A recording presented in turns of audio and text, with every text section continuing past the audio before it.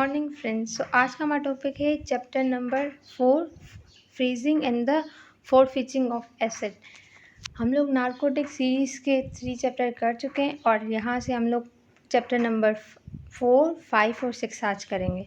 तो यहाँ पे फ्रीजिंग मतलब किसी भी एसिड को, मतलब किसी भी ऑफेंडर ने अपने उस मतलब पैसों से प्रॉपर्टी ली, सही है, जिसको हम लोग एसिड कह रहे हैं, उसको फ्रीज़ करना और फोरफीज करना। मतलब फ्रीज़ करना कि वो किसी के और नाम पे ना ट्रांसफ़र वगैरह ना करे, और फोरफीचरिंग मतलब इसका मतलब है कि उसको मतलब हड़प लेना, आपने उसको हिरासत में ले लिया। ये अब क्या है इसमें फ्रीजिंग ऑफ द एसेट, इसमें है कि स्पेशल कोर्ट ना ऑर्डर देगी कि अगर कोई भी ऑफेंडर है ना, तो उसकी जो प्रॉपर्टी है ना उसको फ्रीज़ करने का, कि वो प्रॉपर्टी किसी और के नाम पे, किसी रिलेटिव के नाम पे क्या है, मतलब कि ट्रांसफ़र ना कराए।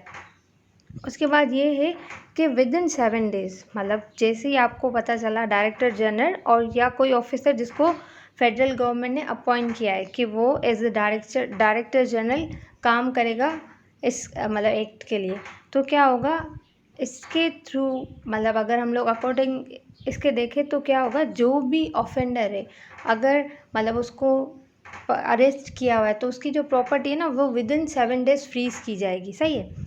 उसके बाद है कि ना जैसे ही फ्रीज़ की, उसको मतलब ट्रेस किया, आइडेंटिफाई किया कि वाकई किसी मतलब के ऑफेंडर ने अपने उन पैसों से लिया है जिससे नारकोटिक का वो बिज़नेस कर रहा था, उससे ये प्रॉपर्टी लिए, तो स्पेशल कोर्ट तो उसको मतलब कि मतलब ऑर्डर दिया हुआ कि विद इन 7 डेज़, जैसे ही वो मतलब केस खुलेगा विद इन 7 डेज़ वो फ्रीज़ हो जाएगा, सही है, फ्रीज़ कर देगा, विद इन 7 डेज़ उसको फ्रीज़ कर देगा। लेकिन विद इन 3 डेज़ वो स्पेशल कोर्ट को बताएगा कि मैंने इस चीज़ को फ्रीज़ किया है, मतलब ये मैंने ट्रेस किया, इन्वेस्टिगेट किया, ये उसकी वो प्रॉपर्टी जो कि इसने उस ऑफेंस के पैसों से लिए, तो उसको फ्रीज़ करके, तो क्या होगा स्पेशल कोर्ट फिर रिटर्न में उसको लिख दे कि ये फ्रीज़ड है। उसके बाद आ जाते हैं ट्रेसिंग ऑफ द एसेट। अब ट्रेसिंग ऑफ द एसेट मतलब जो प्रॉपर्टी है ना उसको ट्रेस करना, इन्वेस्टिगेट करना कि ये किस पैसों की है, या तो इसके अपने पैसों की या तो उन पैसों की जिससे ये नारकोटिक इसने लिया। तो जो ट्रेसिंग है ना एसेट, उसकी जो इन्फॉर्मेशन है उसको कहाँ से मिलेगी, क्रेडिबल इन्फॉर्मेशन मिलेगी, किसी ऑथेंटिक ऑथर से इन्फॉर्मेशन मिलेगी, या तो एब्रोड से, मतलब विद इन पाकिस्तान और विदाउट पाकिस्तान, या तो एब्रोड से आएगी कि मतलब इसने ना यहाँ पे ऑफेंस किया, मतलब है बंदा पाकिस्तान का लेकिन पाकिस्तान से बाहर उसने कोई नारकोटिक वगैरह का बिज़नेस किया है और उस बिज़नेस के पैसे वो यहाँ पाकिस्तान में बेचता था और पाकिस्तान में उसकी प्रॉपर्टी है, तो वो मतलब कि एक मतलब कि जो फॉरेनर है ना उसने उसको मतलब फॉरेन जो कोर्ट है उसने एक ऑर्डर दिया उनको कि ये इनकी जो प्रॉपर्टी है ना जो कि इसने नारकोटिक पैसों पे लिए इन पाकिस्तान, तो उसको फ्रीज़ कर दें या फोरफीट कर दें, सही, वो वहाँ से आया है। तो फिर क्या होगा, on receipt of the authentic information from the foreign court, मतलब उन्होंने उनको मतलब कि कोर्ट ने एक क्या एप्लीकेशन दी कि वो जो भी उसकी प्रॉपर्टी है ना उसको सर्च करें, उन्होंने आइडेंटिफाई करें, उस प्रॉपर्टी को ट्रेस करें कि जो बंदा हम लोग कह रहे हैं ना उसने उन पैसों से लिए, तो मैं फ्रीज़ द सेड एसेट, मतलब जो एसेट है ना उसको आप फ्रीज़ कर दें। तो जो मतलब कि स्पेशल कोर्ट है ना वो क्या करेगा, अगर उस बंदे का ये केस उसको लगा है फॉरेन, सही है, उसको सज़ा मिले, तो वो उसकी प्रॉपर्टी को ट्रेस करके उसको क्या कर देगा, फोरफीट कर देगा। लेकिन अगर उस बंदे ने मतलब जिसको फॉरेन में पकड़ा गया है उसको मैं भी दूसरा केस हो, ये केस ना हो, तो वो बंदा क्या करेगा, अपील देगा। अगर उस बंदे ने अपील दी है, मतलब अपील की हुई है, तो उसका जो एसेट है ना वो फ्रीज़ कर दिया जाएगा लेकिन फोरफीट नहीं किया जाएगा। लेकिन अगर उसने अपील नहीं दी है, मतलब वो गिल्टी है, तो उससे क्या होगा, फिर उसका जो है ना जो भी एसेट है उसको आप अपने पास रख लोगे, मतलब किसी एडमिनिस्ट्रेटर है ना उसको उसकी पोजीशन दे देंगे। Information about such asset shall be lie before the special court for the purpose of section 13 और 19। अगर सेक्शन 13 की बात करें तो उसमें क्या था कि कोई भी प्रॉपर्टी ऑफेंस किए हुए पैसों से नहीं लेनी, अगर लेंगे तो वो फोरफीट की जाएगी। और सेक्शन 19 में क्या था कि अगर बंदा किसी को 3 साल से ज़्यादा की सज़ा मिलती है तो उसका जितना भी एसेट जो कि उसने नारकोटिक पैसों से लिया होगा तो वो क्या कर दिया जाएगा, फोरफीट कर दिया जाएगा। Law by time in force initiate in case of the person who has committed the offence outside the Pakistan before the special court for the purpose of forfeiture of asset under section 14। अब 14 हम लोग देखेंगे आगे के क्या है। अब क्या है, the action prefer to subsection, मतलब जो 1 और 2 में हम लोगों ने देखा, में इंक्लूड एनी इंक्वायरी करेंगे, इन्वेस्टिगेट करेंगे और survey in respect of any person, उस पर्सन की, प्रेमिसेस की, प्लेस की, उसकी प्रॉपर्टी की और कन्वेंस की, document and books of account, उनकी सारी हम लोग सर्च करेंगे, ट्रेस करेंगे उसकी जितनी भी प्रॉपर्टी है उसको। ऑर्डर फॉर फीचरिंग, मतलब उसका ऑर्डर कौन देगा, स्पेशल कोर्ट देगी कि अगर किसी बंदे को मोर देन 3 ईयर्स की सज़ा मिलती है, उसने नारकोटिक कोई चीज़ उसको मतलब स्मगल किया या उसको पजेस किया या कल्टीवेट किया, उसको कितने साल की सज़ा, 3 साल से ज़्यादा की सज़ा मिली, तो उसका जितना भी मतलब कि जितनी भी प्रॉपर्टी है जो उसने नारकोटिक पैसों से लिए उसको फोरफीट किया जाएगा। या तो उसके रिलेटिव को दी होगी उसने, तो उसको भी क्या कर दिया जाएगा, फोरफीट किया जाएगा। और इसका जो ऑर्डर है वो किसने दिया है, स्पेशल कोर्ट ने दिया है। अब आ जाते हैं स्पेशल कोर्ट, यहाँ पे लिखा हुआ है ना सेक्शन 19, इसमें भी यही था कि अगर किसी बंदे ने मतलब कि 3 ईयर्स से ज़्यादा की उसको सज़ा मिल रही है तो उसकी क्या है, प्रॉपर्टी को फोरफीट किया जाएगा। सही है, तो उसका ऑर्डर कहाँ पे मिलेगा, 39 में। Provided that if person fail to tender any explanation, मतलब उस बंदे को 3 साल की सज़ा मिली लेकिन वो मतलब कि प्रॉपर्टी है ना उसकी एक्सप्लेनेशन नहीं दे रहा है कि ये मैंने किस पैसों से लिए, तो इट इज़ ऑब्वियस कि उसने किससे, नारकोटिक वाले पैसों से लियो। तो स्पेशल कोर्ट फिर वो मतलब कि उस तरह का ऑर्डर बनाएगा। Special court where and share in company, special court क्या करेगा कि अगर मतलब इसने एक प्रॉपर्टी ली है या तो किसी कंपनी में इसके शेयर्स हैं, जो शेयर्स उसने कहाँ से दिए, नारकोटिक से, तो उस कंपनी को भी, उस कंपनी के जो शेयर्स होंगे वो किसके नाम पे किया जाएगा, फेडरल गवर्नमेंट के नाम पे, उसको मतलब फोरफीट किया जाएगा। अब आ जाते हैं feature of asset of person conduct abroad, मतलब अब किसी भी बंदे ने कोई भी जुर्म किया है वो कहाँ पे किया है, अब्रॉड में किया है, तो सही है, उसकी जो भी प्रॉपर्टी होगी ना उसको फोरफीट किए। वहाँ से उनको इन्फॉर्मेशन मिली कि भाई इसकी जो प्रॉपर्टी है उसको ट्रेस करो। और यहाँ 40 में क्या बात कर रहे हैं, उसने अगर कोई भी ऐसा काम किया है अब्रॉड में तो उसकी जो भी प्रॉपर्टी होगी ना वो फोरफीट की जाएगी। Notwithstanding anything containing in any other law for the time being in force, where a citizen of Pakistan is convicted by a foreign court for an offence which is also an offence punished under this act, मतलब किसी ऐसे offence में वो foreign में पकड़ा गया है जिसको इस एक्ट के थ्रू, मतलब इस एक्ट, ये एक्ट भी मानता है कि ये पनिशेबल होगा। सही है। The special court may on application made by the Director General or any other officer जिसको फेडरल गवर्नमेंट ने अपॉइंट किया हुआ, acquired in Pakistan by such citizen shall be forfeit to the, मतलब जितनी भी प्रॉपर्टी अक्वायर करता है ना कोई बंदा पाकिस्तान में और उसने यही जुर्म किया है किसमें, कन्वेक्टेड है किसमें, अब्रॉड में, तो उसकी जितनी प्रॉपर्टी होगी उसको फोरफीट किया जाएगा। The special court such shall assume upon the production of any document to be certified copy of the foreign judgment, मतलब जो foreign judgment उसको मिली है ना उसकी एक कॉपी वो भेजेंगे, that such judgment was pronounced by the court complaint judges unless the controversy appeared on the record, but such assumption may be displayed by the proving want to judicious, मतलब वो proof देख के उसके बाद ही उसकी जो प्रॉपर्टी होगी ना उसको फोरफीट करेंगे। Provided the judgment or the order of conviction is passed by the foreign country, सही है, has been pronounced on the merit of the case, मतलब केस के पूरे, has not been obtained by the fraud, मतलब किसी भी fraud वगैरह के उससे नहीं मिली है, एक्यूरेट इन्फॉर्मेशन मिली है, he has not been made in the convention of any law in the, मतलब कि किसी भी लॉ को कन्वेंट नहीं किया in Pakistan, has assume finality through appeal, मतलब उसको वो अपील उसने दी होगी तो फाइनल होगा कि क्या है, इसने क्या किया, applet format provide further on this one without any, मतलब उसने अपील दी होगी बंदे ने, अगर वो कन्वेक्टेड नहीं है तो उसने अपील दी होगी, अगर उस अपील तक, जब तक वो अपील होगी ना तब तक हम लोग उसकी जो है ना एसेट को क्या करेंगे, फ्रीज कर देते हैं। Any of the asset or contract such citizen has associate and relative from element such asset by least sale gift transfer or in any manner, मतलब वो जो एसेट है ना उसने किसी को गिफ्ट किया है, ट्रांसफ़र किया है या किसी भी मैनर में दिया है, तो क्या होगा उसका जो एसेट है ना वो फोरफीट किया जाएगा, वो किसी भी मैनर में। और यहाँ पे कौन सा कोर्ट मतलब कि काम करेगा, यहाँ पे जो court means high court of the province where the asset or any part there for are located, मतलब जहाँ पे वो एसेट लोकेटेड है ना वो कोर्ट उसको मतलब फोरफीट करवाएगा, जैसे high court of that province.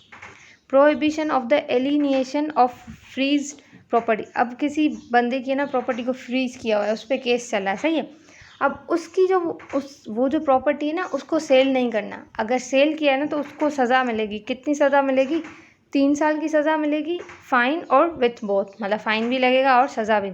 अगर कोई वो फ्रीज, मतलब बंदे को आप लोगों ने हिरासत में लिया, उसकी प्रॉपर्टी फ्रीज है, उसकी प्रॉपर्टी किसी रिलेटिव वगैरह को दी गई है, तो वो रिलेटिव अगर उस प्रॉपर्टी को बेचता है, फ्रीज प्रॉपर्टी को, तो उसको भी 3 साल की सज़ा मिलेगी। या वो बंदा भले बाहर हो लेकिन क्या है उस पर केस तो चल रहा है ना, उसने अपनी प्रॉपर्टी सेल कर दी है, तो उसको भी कितने साल की? 3 साल की सज़ा मिलेगी और फाइन लगेगा। Punishment for acquiring property in relation to which proceeding have been taken under this act, मतलब या फिर किसी ने एक्वायर किया, मतलब वो खरीद लिए, मतलब अब पता होगा कि ये फ्रीज प्रॉपर्टी है तो उसको खरीदने की क्या है, मतलब उसका केस फाइंड अप हो जाए उसके बाद आप ले लेना। लेकिन फ्रीज प्रॉपर्टी को अगर कोई लेता है तो उसको भी क्या होगा? 3 साल की सज़ा मिलेगी और फाइन लगेगा उस पर भी। अब है पावर टू टेक पोजेशन, मतलब जो फोरफीट की गई है ना प्रॉपर्टी, उसकी पोजेशन कौन लेगा, सही है, और किसको मिलेगी? जो भी एसेट होगा ना जो फोरफीट किया गया है, वो फेडरल गवर्नमेंट है ना वो मतलब उस फेडरल गवर्नमेंट के अंडर क्या होगा? स्पेशल कोर्ट बनेंगे, और स्पेशल कोर्ट क्या करेगा?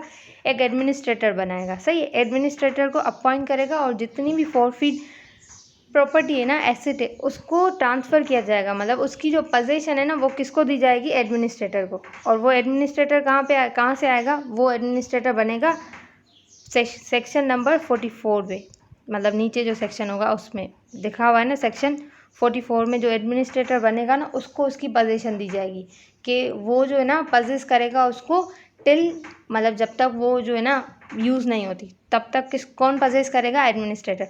अगर कोई बंदा एडमिनिस्ट्रेटर को देने से रिफ्यूज़ करता है, मतलब fail to comply this direction, तो क्या होगा?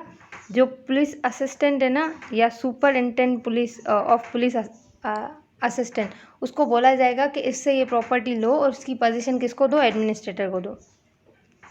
अब है मैनेजमेंट ऑफ एसेट फ्रोजन, मतलब जिसको फ्रीज किया गया है, फोरफीट किया गया है, उसको मैनेज कौन करेगा? उसको मैनेज करने के लिए फेडरल गवर्नमेंट अपॉइंट करेगी किसी भी, या प्रोविंशियल गवर्नमेंट अपॉइंट करेगी किसी भी बंदे को एज ए एडमिनिस्ट्रेटर, जो कि इस प्रॉपर्टी को पजेस करेगा, और मतलब जितने भी पावर है ना उसको दी जाएंगी प्रॉपर्टी से रिलेटेड। अब क्या है? Court, special court. अब स्पेशल कोर्ट मतलब जैसे हम लोग कोर्ट कह रहे हैं ना, स्पेशल कोर्ट वगैरह कोर्ट्स बनाए जाते हैं कि वो क्या करेंगे? वारंट देंगे, या ऐसी जितने भी एक्ट है ना उनकी पनिशमेंट या उनकी जो है ना मतलब रूल्स वो बनाएंगे, तो वो क्या है? Special court. तो ये है चैप्टर नंबर 5 जिसमें स्पेशल कोर्ट। इसमें हम लोग क्या देखेंगे?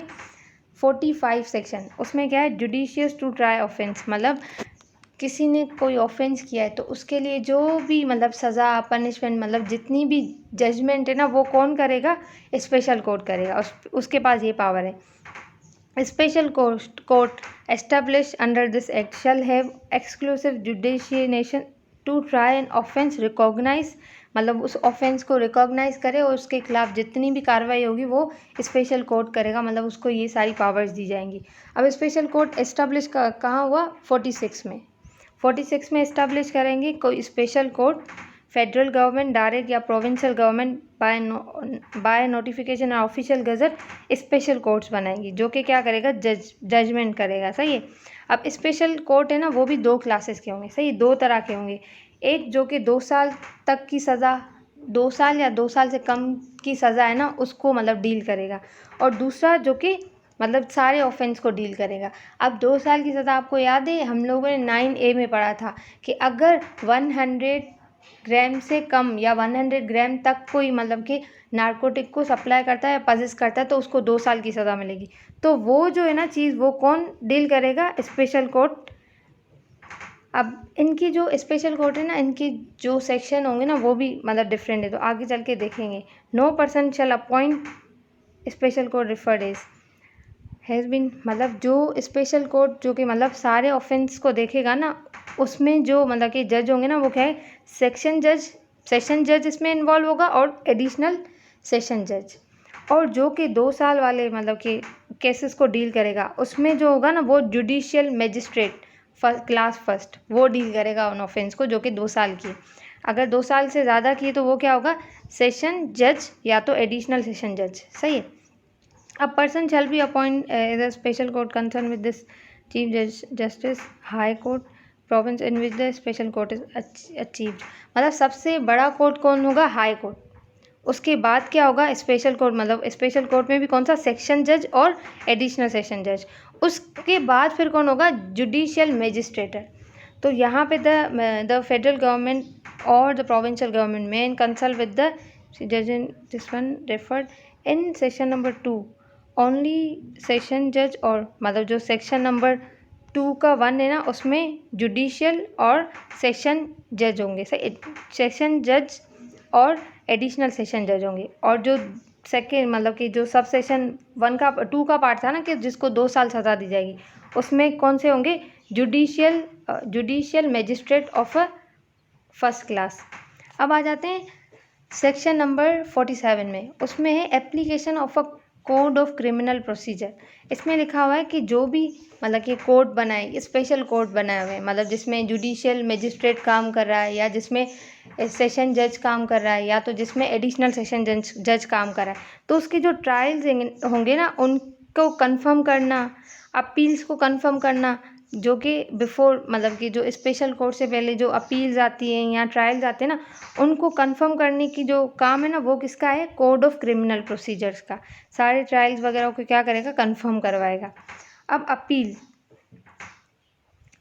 अगर कोई बंदा अपील करता है कि इस कोर्ट ने मेरे साथ सही नहीं किया, तो वो कहाँ अपील करेगा। सही है। अब क्या होगा, अगर जुडिशियल मतलब सेशन जज और एडिशनल जो सेशन जज है ना उसके खिलाफ अपील दे रहा है तो वो देगा हाई कोर्ट में, क्योंकि इससे बड़ा हाई कोर्ट है। और अगर कोई बंदा मतलब जिसको जुडिशियल जो है ना अगेंस्ट जुडिशियल मैजिस्ट्रेट, अगर जुडिशियल के खिलाफ कोई अपील देनी होगी ना तो वो कहाँ देगा, सेशन जज और एडिशनल सेशन जज। जैसे हम लोगों ने कहा ना पहले हाई कोर्ट है, सेशन जज और एडिशनल सेशन जज, और उसके नीचे क्या है, मैजिस्ट्रेट। सही है।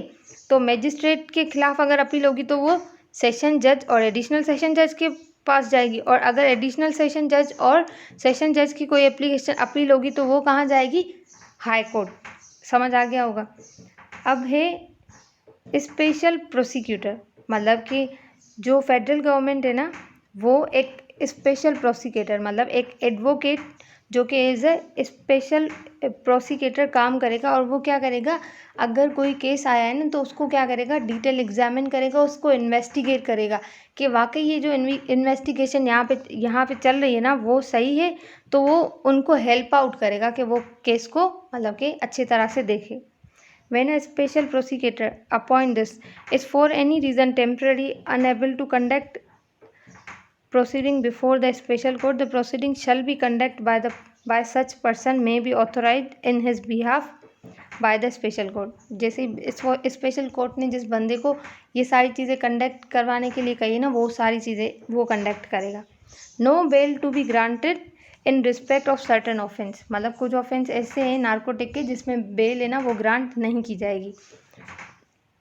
Anything contain in session this one criminal procedure bail should not be granted to accused, जो भी एक्यूज्ड बंदा है मतलब जिसको चार्ज किया गया है ये ऑफेंस, तो उसको बेल नहीं दी जाएगी। और वो बंदा जिसके लिए डेथ सेंटेंस यूज़ किया गया है, मतलब कि इसको जो सज़ा है मौत मिलेगी, तो उसको तो बिल्कुल भी मतलब बेल नहीं ग्रांट की जाएगी। तब तक बेल नहीं ग्रांट की जाएगी, the bail shall not be normally granted unless the court is of security, मतलब कोर्ट को है कि ये भागेगा नहीं, कोर्ट सिक्योर करता है तो फिर उस बंदे को बेल मिलेगी अगर कोई उसने मतलब नार्कोटिक का ऑफेंस किया, अदरवाइज इसमें बेल नहीं मिलती। अब क्या है, चैप्टर नंबर 6 जिसमें treatment and rehabilitation of the addict. इसका मतलब क्या है, जो भी बंदा जो कि एडिक्ट हो गया है नारकोटिक से, तो उसके लिए रिहेबिलिटेशन सेंटर्स खोले जाएंगे और उन बंदों की जो एडिक्ट्स होंगे ना, उनका रजिस्टर बनाया जाएगा कि इतने बंदे हैं और रिहेबिलिटेशन सेंटर्स खोले जाएंगे। अब इसमें ना 52 सेक्शन 52 क्या कहता है कि प्रोविंशियल गवर्नमेंट है ना, वो रजिस्टर मेंटेन करेगा किसका, जितने भी एडिक्ट्स बंदे हैं ना, एडिक्ट, उनके लिए रजिस्टर बनाएंगे कि ना इन सबको रिहेबिलिटेशन ट्रीटमेंट दिया जाएगा ऑफ एडिक्शन, रिहेबिलिटेशन या ट्रीटमेंट दिया जाएगा। और जो फर्स्ट एक्सपेंसेस होंगे ना, उसके फर्स्ट टाइम वो आया है ट्रीटमेंट के लिए, तो उसके जो एक्सपेंसेस है ना, वो कौन उठाएगा, federal government. The addict shall carry a registration card, मतलब जो एडिक्ट है ना, उसको रजिस्ट्रेशन कार्ड दिया जाएगा कि वो रजिस्टर्ड हुआ है। अब क्या है 53 में क्या होगा, सेंटर्स बनेंगे for the treatment of the addict, मतलब जो एडिक्ट बंदा है ना, उसके ट्रीटमेंट के लिए या रिहेबिलिटेशन के लिए सेंटर्स खोले जाएंगे। और वो सेंटर्स कौन खोलेगा, प्रोविंशियल गवर्नमेंट, कि उसको डिटॉक्सिफाई किया जाए, डी एडिक्शन, या उसको नॉलेज दी जाए, उसको मतलब कि केयर आफ्टर, मतलब लुक आफ्टर करना चाहिए। वो एडिक्ट है, अब उसकी ना केयर करेंगे कि वो इस सारी चीज़ों से क्या करे, एडिक्शन से बाहर आ जाए।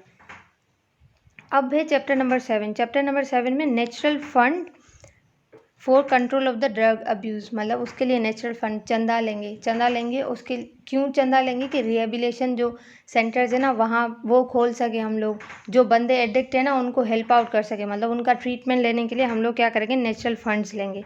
और वो फंड्स कहाँ से आएंगे, ये सेक्शन नंबर 54 में, जो फेडरल गवर्नमेंट ने by notification in official gazette called एक natural fund for control of the drug abuse, सही। और वो जो फंड है ना, वो कहाँ से ग्रांट किए जाएंगे, प्रोविंशियल गवर्नमेंट या फेडरल गवर्नमेंट देगी, या कोई भी प्राइवेट अगर कंपनी है वो दे सकती है आपको, तो सबसे आप चंदा लेंगे। Any grant made by person or institute, कोई पर्सन देना चाहता है, कोई इंस्टीट्यूट देना चाहता है। Any income from the investment of amount credible to the fund, और मतलब ये सारे जो है ना फंड्स यहाँ से मिलेंगे कि कोई कंपनी दी जाए। The purpose and the obtain of the fund shall, हाँ, to meet the expenditure inquiry in connection with the control and the eradication of the smuggling or abuse of the narcotic, मतलब ये जो fund है ना वो कहाँ पे use किए जाएंगे, जो कि नारकोटिक अब्यूज़ वगैरह हुआ है उन रिहेबिलिटेशन और उनके ट्रीटमेंट के लिए ये सारे फंड्स वगैरह यूज़ किए जाएंगे। और दूसरे जो मतलब कि ये जो मतलब पैसे होंगे ना, ये वहाँ से भी आएंगे, ये फंड जहाँ से जिसकी प्रॉपर्टी फोरफीट की गई है ना, जिसने ये ऑफेंस किया है, तो उसकी प्रॉपर्टी से जो मतलब पैसा मिलेगा वो भी यहाँ पे लगाया जाएगा, मतलब वो भी एज अ फंड काम करेंगे यहाँ पे। उसके बाद है annual report of the activity of finance out of the fund, मतलब अब एनुअल रिपोर्ट बनेगी कि ये जो फंड यहाँ से आए हैं ना वो कहाँ कहाँ पे लगाए, उनका खर्चा कैसे हुआ, मतलब एक तरह का ऑडिट है ये।